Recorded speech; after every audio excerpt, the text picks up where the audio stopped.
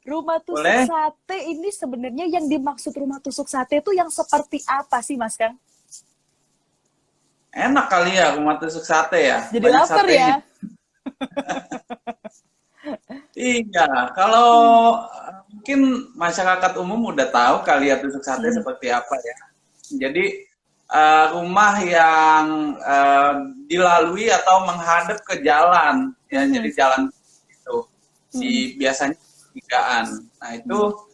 eh, banyak berkembang memang Hmm. kepercayaannya bukan dari feng shui doang, ada dari adat Jawa juga ya, bahwa rumah yang kena tusuk sate itu bawa sial, Ya. uh, untungan, Hmm. kecelakaan, Hmm. kurang keharmonisan, Ya. ya banyak keluarga hancur dan banyak macam, ya negatif semua kata-kata. Hmm. Hmm. Hmm. Hmm. Itu dia Ya, makanya. Hmm.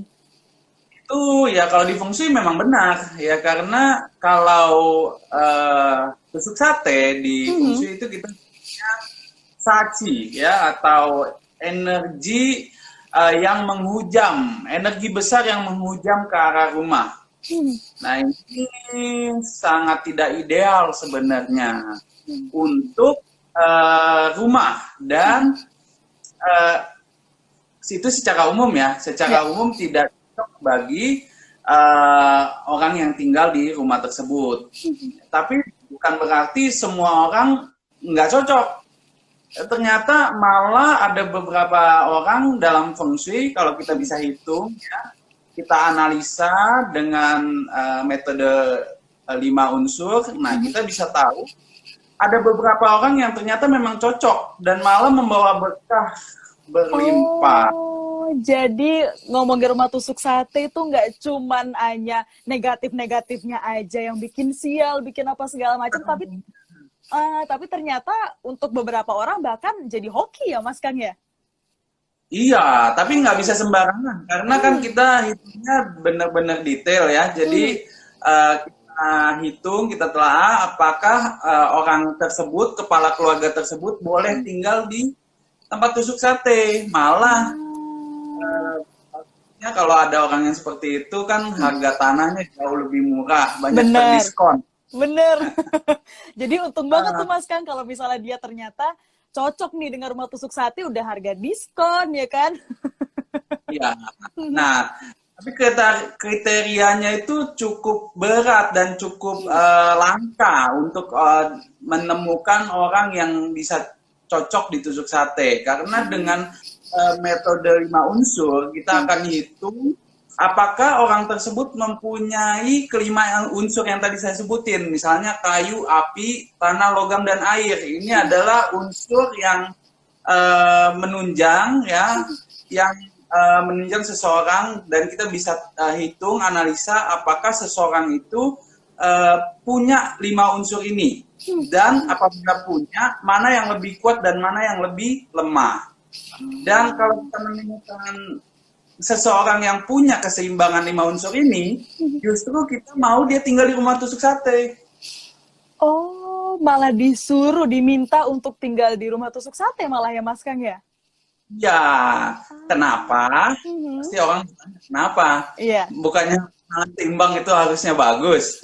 Nah, orang yang seimbang unsurnya itu bisa dibilang hampir sempurna, ya. Nah, kalau hampir sempurna, dia kebanyakan ciri-ciri orang tersebut itu susah sakit, ya. Ini Oh. juga bagus. Positifnya itu susah sakit. Tapi negatifnya, karena orang itu hampir sempurna dan hampir seimbang, rata-rata kemampuan dia dalam berusaha itu seimbang pula. Jadi dia cocok di A, di B, di C, hampir semua dia kuasain. Gitu. Jadi dia sampai bingung, gue bisa semuanya. Jadi gue cari lagi yang gue nggak bisa gitu. Akhirnya mencari-cari-cari, akhirnya dia orang tersebut itu stagnan. Artinya dia menjadi gampang bosan dan tidak mengejar target yang harusnya dia bisa capai gitu. Nah, dengan adanya rumah tusuk sate, kita bisa berdayakan orang seperti ini supaya kita hancurkan elemennya. Justru kalau sudah seimbang, kita terlalu seimbang kita hancurkan supaya dia merasa resah, ya merasa resah dan dia merasa harus memperbaiki dirinya lebih lagi. Nah, habis itu baru kita netralisirkan. Gitu ada seninya sih, Mbak. Dan ada hitung-hitungannya juga ternyata ya Mas Kang ya? Kita semua. Nah, hitung-hitungannya tuh gimana sih Mas Kang? Maksudnya apakah hitung-hitungannya itu bisa kita hitung sendiri di rumah cocok atau enggak nih untuk di rumah tusuk sate, atau harus ke Mas Kang nih sebagai salah satu pakar feng shui? Memang kalau ilmu feng shui ini bisa dipelajari Mbak Sesa, tapi untuk mempelajarinya kan memang butuh waktu. Ya. Dan juga semua orang bisa dengan cepat mempelajarinya. Jadi lebih baik sih memang harus dihitung lebih dahulu. Yang seperti kita mungkin kemarin kan ada mungkin dari pendengar Sonara nanya ya, dia sebutkan tanggal lahir, bulan dan jam. Nah dari situ kita bisa. Nah jadi sebenarnya cikal bakalnya itu dari hitungan itu baru kita bisa kembangin rumah ini atau orang individu ini cocok tinggal di rumah seperti apa. Oke. Bisa dihitung sendiri. Orang yang bisa tinggal di tusuk sate. Jadi pendengar Sonora juga pasti bertanya lah, kalau saya udah keburu tinggal bagaimana? Nah, ya kan? itu dia Mas Kang. Gimana tuh Mas Kang? Kalau biasanya saya suruh pindah, sakit kepala semuanya. Jadi kalau di feng shui itu kita ada beberapa solusi, ya. Contohnya itu kalau kita bisa menghadang, ya, sebagian dari rumah yang terkena tusuk sate. Idealnya tusuk sate itu jangan sampai kena bagian penting dari rumah seperti pintu utama. Ya, kalau udah kena pintu utama biasanya itu udah kesalahan yang cukup fatal. Ya, jadi menghalanginya bagaimana? Salah satu medianya kita bisa tanam pohon, ya. Pohon yang terbaik ya pohon bambu, ya, karena kelenturannya itu dia bisa menetralisir energi lebih baik. Lalu di belakang kolam, ya, tapi juga kalau kolam nggak semua orang bisa punya kolam. Nah, hitung lagi. Jadi nggak semudah itu. Jadi harus dihitung lagi apakah seseorang ini harus bisa punya kolam atau enggak. Nah, kalau bisa punya kolam berarti dia bisa pakai media ini untuk menetralisir tusuk satenya. Bahkan untuk menetralisirnya aja tuh harus dihitung lagi, dilihat lagi ya Mas Kang, cocok nggak nih untuk dikasih kolam, cocok nggak nih kalau misalnya kita tanam pohon bambu tadi seperti kata Mas Kang, ternyata dihitung lagi. Memangnya agak ribet ya Mas Kang ya. Dan pada umumnya memang rumah yang menghadap selatan itu nggak cocok untuk punya kolam di depan. Oke, itu tadi masukan dari Mas Kang. Mungkin ada lagi Mas Kang, kalau misalnya gimana nih caranya untuk udah terlanjur tinggal, tapi kan nggak mungkin harus pindah langsung juga kan Mas Kang. Nah itu mungkin ada apa lagi sih Mas Kang? Ya, satu tips lagi yang saya pengen sampaikan, mungkin banyak orang awam pemahaman tentang tusuk sate itu mungkin mereka lihat cukup dari depan, ya. Banyak orang cari rumah lihat dari arah depan, pintu masuk, oh nggak ada tusuk sate, ya, artinya aman. Ternyata sakitan mana dijahatin orang dari belakang apa dari depan? Oh, dari belakang sih Mas Kang. Siap-siap. Dari depan kita bisa siap-siap. Kalau dari belakang, kita nggak tahu kan. Tiba-tiba, ada kejadian yang kita tidak harapkan. Jadi, kalau mau beli rumah atau kafling, lihat 360 derajat. Lihat apakah di sampingnya kena tusuk sate atau belakangnya yang lebih fatal lagi. Berarti nggak hanya di depan aja ya Mas Kang, maksudnya memang benar kalau tadi dari ceritanya Mas Kang, itu bahkan di belakang, bagian belakang juga harus dilihat apakah langsung nembak di pertigaan yang langsung memotong gitu ya? Betul. Kan biasanya ada yang kecil yang kita kelewatan gitu, nggak lihat gang kecil. Nah, Jadi mau nanya Mas Kang, kalau misalnya kan kalau dari kita kan biasanya ngelihat tusuk sate itu dari depan, ternyata kalau dari Mas Kang 360 derajat deh, jangan kalau bisa jangan sampai tusuk sate. Apakah kita ngomong kesialan ya Mas Kang, kalau misalnya kesialan untuk rumah tusuk sate yang kita lihat dari depan dengan yang dari belakang ini apakah sama aja efek sialnya atau agak lebih kayaknya yang di belakang nggak sial-sial banget deh gitu? Pertama, efek kejutnya pasti lebih besar yang nggak kelihatan ya, karena kita nggak tahu itu ada tusuk sate dan kita udah terima kesialannya, kita udah terima kejelekannya selama ini tanpa mengetahui, tanpa bisa mengimplementasikan solusinya. Ya itu kalau dari belakang atau samping. Ya. Kedua, kita mesti lihat lagi sektor bagian rumah mana yang terkena tusuk sate. Gitu ya, kalau dia kena di bagian seperti yang tadi saya bilang, pintu utama yang merupakan sumber energi paling besar untuk didistribusikan ke dalam rumah, maka itu salah sekali. Oh, memang lebih bahaya Mas Kang ya kalau nggak kelihatan ya Mas Kang ya. Iya, betul. Tapi kalau misalnya kita ngomong lagi nih tentang efek seberapa besar dan segala macamnya, kira-kira nih apa aja sih Mas Kang yang akan dialami si penghuninya nih untuk mereka yang tinggal di rumah tusuk sate itu, kesialan seperti apa sih yang akan dialami oleh mereka sendiri? Iya kan, kalau kesialan itu macam-macam dan ini sebenarnya tusuk sate pun sudah dipelajari secara ilmiah ya. Kenapa sebenarnya pada takut dan nggak bagus? Banyak yang bilang kalau tinggal tusuk sate udah pasti deh orangnya nggak sehat. Ya, kenapa begitu? Kalau secara ilmiah sih katanya karena angin yang terlalu besar menghembus itu dia masuk ke dalam rumah. Siapa yang tahan dengan angin dan debu begitu banyak? Gitu. Ya. Kedua, terik matahari yang terlalu kencang. Jadi kalau terik matahari terlalu besar, yang tinggal di dalam situ udah pasti emosi terus karena kepanasan. Ya kan? Lalu yang ketiga, mungkin karena dia jalanan, bentuknya jalanan, banyak transportasi seperti mobil, motor, itu setiap jam berapapun kita nggak bisa setting. Jam 12 malam pun kalau ada mobil mau lewat, ya pasti dia lewat. Dan itu pasti dari cahaya lampunya, ya. Kita lagi tidur, tiba-tiba disorot cahaya lampu. Kayak ilmiah ya. Merasa nggak enak tinggal di tempat seperti itu. Nah, kalau dari fungsi sendiri itu dia adalah energi yang menghujam, energi yang terlalu besar, yang pasti kalau terlalu besar, karena fungsi itu asasnya pasti keseimbangan, terlalu besar juga nggak bagus. Jadi kita harus menetralisir energi yang besar itu. Oke, wow. Susah-susah gampang ya Mas Kang ya ngomongin rumah tusuk sate dan segala macamnya. Tapi balik lagi nih Mas Kang, tadi Mas Kang sempat nge-mention juga hitung-hitungan nih. Apakah ada perbedaan hitung-hitungan untuk yang cewek sama yang cowok? Kalau rumah kan memang patokannya selalu kepala keluarga. Jadi kalau tidak menikah, cewek hitungannya sama tetap. Yang dihitung kepala keluarga yang menafkahi rumah. Berarti kepala keluarganya ya Mas Kang ya? Betul, entah cowok entah cewek. Oh, oke. Meskipun itu yang sudah berkeluarga tapi tetap ngikutnya kepala rumah tangga.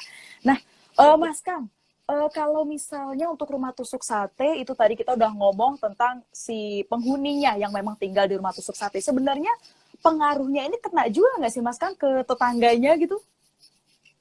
Tetangganya nggak kena dong. Sama sekali nggak kena, berarti nggak ada efek apapun ke tetangganya gitu ya? Nah, mungkin bisa kalau kita pakai solusi, salah satu solusi dari tusuk sate, yaitu adalah meninggikan rumah. Ya, berarti rumah tersebut diuruk naik lebih tinggi daripada rumah yang lain. Ya, dan biasanya itu kita pakai atapnya atau bentuk rumahnya menyerupai unsur api atau logam, bentuknya circle atau berupa lingkaran. Nah, itu akan memberikan efek ke tetangga-tetangganya. Oh, jadi Ya biar nggak sendiri ya, biar nggak ada efek negatif yang ke tetangganya. Jadi dari si penghuninya sendiri juga bisa kali ya Mas Kang yang meminimalisirnya.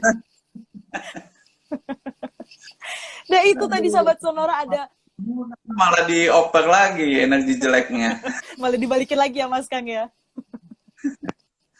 Itu tadi beberapa tips, beberapa informasi juga, sharing juga dari Mas Kang ya untuk soal rumah tusuk sate. Dan ini Mas Kang ada yang bertanya. Dan untuk ada Sahabat Sonora yang memang mau bertanya juga mungkin. Kalau tadi Mas Kang udah bilang, ada hitung-hitungannya nih ternyata untuk beda, tiap-tiap orang tuh beda. Ada yang memang bisa cocok untuk tinggal di rumah tusuk sate, ada yang enggak. Nah, mungkin ada penasaran apakah Anda tipikal orang yang cocok nih sebenarnya di rumah tusuk sate. Lumayan ya Mas Kang ya. Rumah tusuk sate harganya diskonan, bisa hemat duit juga. Jadi mungkin Anda mau bertanya, silahkan nih mungkin dari nama. Butuhnya apalagi sih Mas Kang kalau hitung-hitungan gitu? Nama, tanggal lahir, bulan, tahun? Biasanya nama, tanggal lahir, bulan, dan jam. Nah, untuk sekarang buka laptop saya. Jadi kalau memang ada yang mau bertanya, saya pasti hitung, tapi berupa garis besar ya. Nah itu, mungkin Sahabat Sonora penasaran, coba deh mulai diketik. Nah sambil Anda mengetik ya Sahabat Sonora, ada satu Sahabat Sonora yang juga sudah bertanya di Mas Kang. Dari @Lia Wiryanti. Halo Mas Kang, saya Lia. Tanggal lahirnya 27 Januari 1984 pukul 19:30. Mau bertanya, bagusnya usaha di bidang apa dan rumah hadap mana? Kalau rumah tusuk sate cocok nggak sih Mas Kang? Terima kasih. Silakan Mas Ini Kang. tanggal 27 Januari ya? Tahun 1984. Ya. Jamnya? 19:30. 19:30. Berarti jam 7:30. Oke. Malam ya? Oke. Pertanyaannya tadi apa aja? Usaha di bidang apa, kemudian rumahnya hadap mana, sama kalau rumah tusuk sate itu cocok atau enggak? Oke. Sebentar.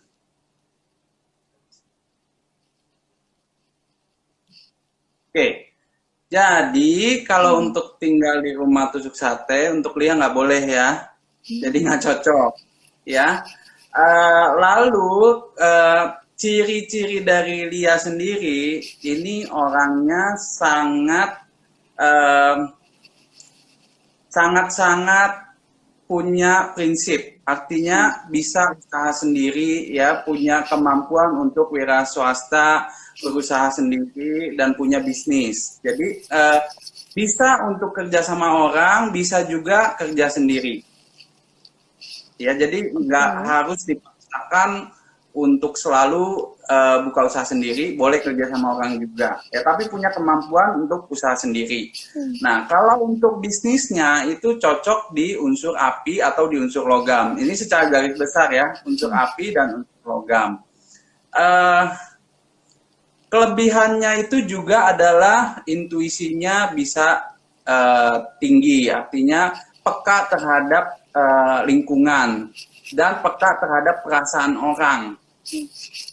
Jadi kalau lihat orang sedih, lihat orang marah, dia orang lain tanpa berkata-kata dia udah merasa sendiri tuh. Ya, tapi jeleknya itu jadi gampang iba, ya.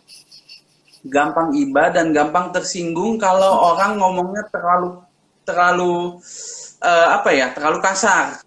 Ya, jadi sensitif ya Mas Kang ya. hatinya lembut, nggak bisa terlalu kasar kalau ngomong sama Lia. Ya. Jadi nggak boleh sembarangan berucap. Nah, Lia juga harus sadarin itu, jadi nggak boleh terlalu sensitif juga, gitu. Tapi kalau melihat peluang bisnis itu nggak usah diragukan lagi lah. Lia udah jago banget. Wah. Ketiga pertanyaannya tadi apa? Hadap kemana rumahnya? Rumah hadap mana? Nah, kalau hadap kan patokannya selalu kepala keluarga. Jadi kalau untuk Lia sendiri, kalau tinggalnya sendiri belum menikah, itu cari yang hadapnya ke timur. Ya, hadap ke timur, dan kalau punya tempat usaha sendiri pun pakai arah yang sama. Oke, itu tadi untuk Lia ya Mas Kang ya, secara garis besarnya aja Pokoknya tadi Iya. untuk rumah tusuk sate nggak diperbolehkan ya Mas Kang ya, jangan. Kalau bisa nggak boleh, kecuali tempat usaha ya, Hmm. karena itu yang diutamakan adalah rumahnya. Kalau rumahnya udah stabil, kantor itu kita bisa atur lebih baik. Ya artinya bukan merupakan yang utama. Yang utama adalah rumahnya, rumah tinggal. Sedangkan kantor secondary, kantor itu kita bisa atur sedemikian rupa supaya tusuk satenya nggak terlalu fatal. Dan malah sebenarnya tusuk sate itu kan tempat yang strategis untuk usaha. Hmm. Ya kan kita mau belok pasti lihat dia dulu. Ya bener Jadi, bener. banyak orang yang nggak percaya tusuk sate itu karena itu juga. Jadi loko saya rame gitu. Padahal banyak yang nggak cocok. Itulah tadi baru bedanya ya, baru. Dan saya sih juga baru tahu sih sama Mas Kang ini ketika Mas Kang sharing, oh ternyata nggak semena-mena ketika ngomong rumah tusuk sate itu semuanya akan nganggap oh ini jelek nih, oh ini negatif semua nih, tapi ternyata balik lagi seperti kata Mas Kang, tiap-tiap orang tuh beda. Bahkan untuk rumah tusuk sate dengan untuk rumah usaha itu juga beda ya Mas Kang ya. Betul. Beda. Oke.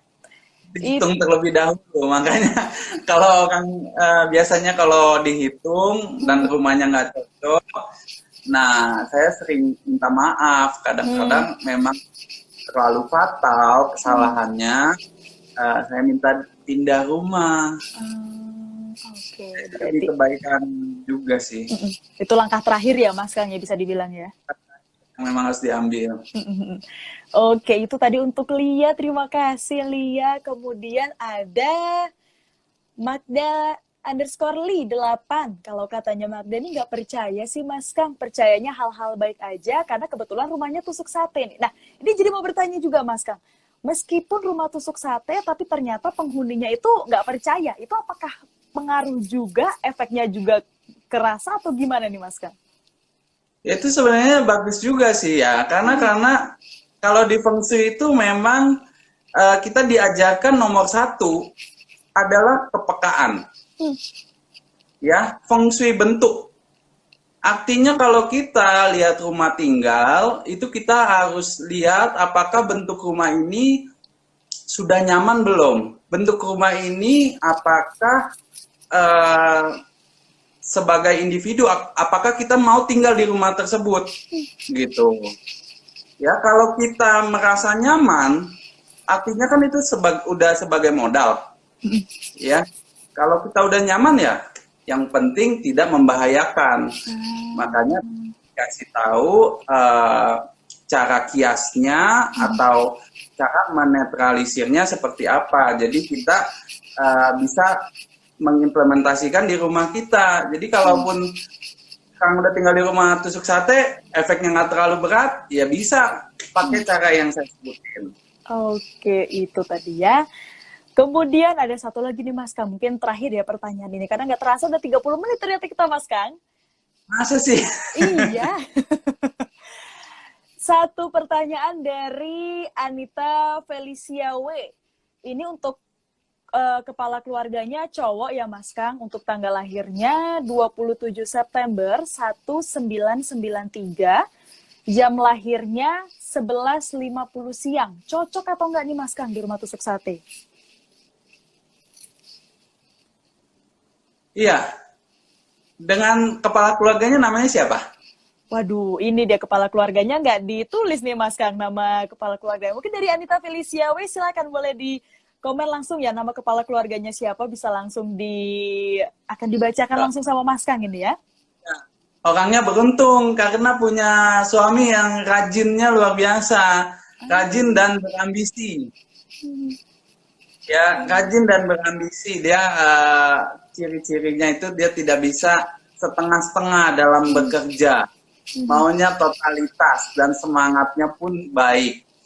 Cuman negatifnya adalah selain suka berubah-ubah keputusannya, juga selalu mencari arahan, ya, mencari pendapat orang lain, karena nggak berani untuk menentukan untuk diri sendiri. Ya, jadi selalu bertanya sama orang lain. Nah, itu negatifnya. Jadi sebenarnya untuk Felicia, kalau bisa ditaruh akuarium di bagian tenggara rumah, itu dia akan memperbaiki sifat tadi. Ya, jadi bagian tenggara diberikan akuarium secukupnya aja besarnya. Lalu kalau mau piara, jadi dalamnya harus ada ikan ya, ikannya berapa atau jenisnya apa terserah. Oh, oke. Ya, yang pasti harus ada kehidupan di akuarium tersebut, ditaruh di bagian tenggara. Untuk namanya ini sudah dikirim Mas Kang, namanya Anton. Anton, ya. Tadi jamnya jam berapa? Jam 11-an ya? 11 sebentar ya Mas Kang ya, 11.50 siang. 150. Nah, ini juga Anton harus jaga pencernaannya. Ya, pencernaan, makan jangan sering telat. Lalu hindarin makanan yang banyak gas. Seperti keluarga brokoli, kol, kubis. Nah, itu banyak gasnya. Lalu minuman bersoda, ya Coca-Cola, nggak boleh sebut merek ya, tapi minuman bersoda. Kesebut Mas Kang. Ya, minuman bersoda jangan. Oke, itu tadi untuk Anton dan juga untuk Felicia tadi ya, terima kasih. Dan ini terakhir Mas Kang, ada yang bertanya lagi. Benar nggak sih Mas Kang, kalau rumah tusuk sate ini biasanya depan rumahnya ini harus ditutup beton, benar atau enggak? Depan rumah ditutup beton, bagaimana bisa energi masuk? Itu salah satu solusi terakhir yang memang kita nggak mau. Tapi kalau dengan kita memakai beton sebagai media, pasti energi lebih susah untuk masuk. Kalau tadi Mas Kang mungkin ngakalinya adalah dengan pohon bambu ya, karena lentur tadi kata Mas Kang ya. Dan kolam ikan di bagian kena tusuk sate. Oke, itu tadi beberapa tips juga, informasi juga, sharing-sharing juga. Wah, insightful sekali ya hari ini. Dan untuk saya juga baru tahu juga kalau ternyata hal simpelnya adalah rumah tusuk sate itu nggak cuma hanya di depan aja, tetapi 360 derajat itu harus dilihat juga ya Mas Kang. Dan tadi Betul. Mengutip dari Mas Kang, yang nggak kelihatan itu lebih sakit biasanya. Jadi habis ini kalau beli properti harus keliling itu. Nah, ini deh Mas Kang, tips terakhir nih buat sahabat Sonora yang mungkin untuk yang udah terlanjur di rumah tusuk sate atau mungkin yang sekarang juga lagi nyari rumah nih, rumah tusuk sate apa segala macam, itu mungkin ada tips atau saran dari Mas Kang itu harus seperti apa?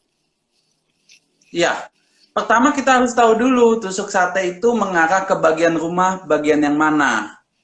Ya, sektor apa? Karena di dalam fungsi itu kita di sektor-sektor itu dibagi dengan 9 bagian. Ya, jadi nanti dilihat sektor mana yang kena dan biasanya itu sektor yang riskan, rawan.